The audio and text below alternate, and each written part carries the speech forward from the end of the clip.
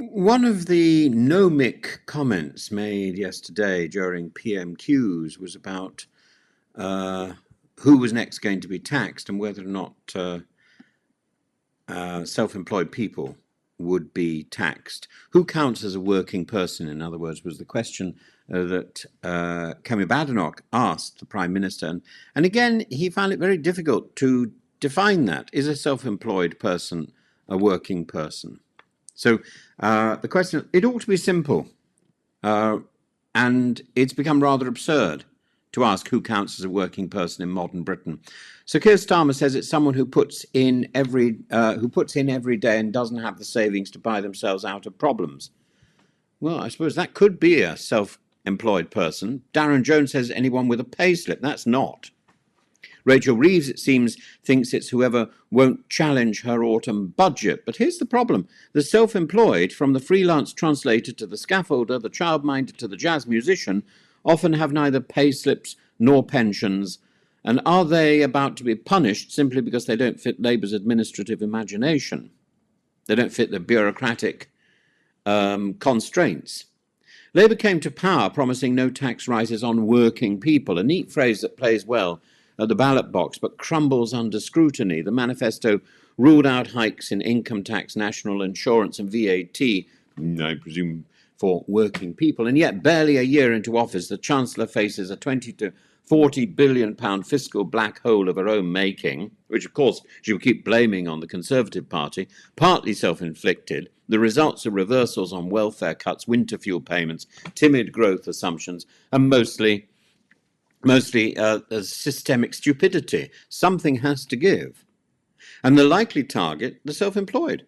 They're diffuse, often politically quiet, poorly unionised. They don't hold marches in Whitehall, they just invoice, which makes them vulnerable. And now in a move depressingly reminiscent of Osborne's pasty tax or Sunak's national insurance misadventure, Labour is circling self-employed people again, because presumably they don't count as working people.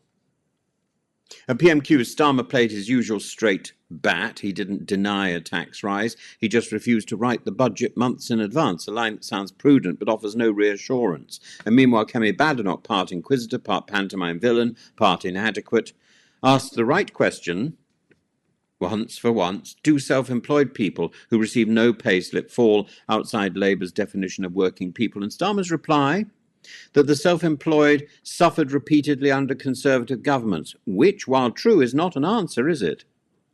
Suffering under one party doesn't confer immunity from the next.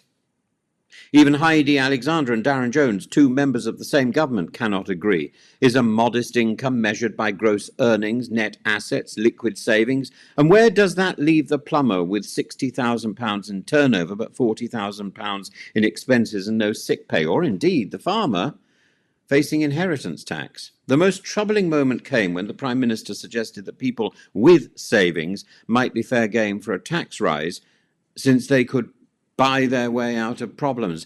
That's a startling formulation. Are we now to punish prudence? Is the government redefining modest income, not by what people earn, but by what they save? If so, we're entering a new fiscal morality, one where the cautious are penalised, the frugal punished, the self-employed, already hammered during the COVID years, are pushed further to the edge. This is the politics of resentment masquerading as fiscal responsibility. Let's not forget the economic role of the self-employed. They constitute around 13% of the UK workforce, a critical engine of creativity, flexibility, small enterprise, yet they lack basic protections: no sick pay, no paid leave, no auto-enrolled pensions.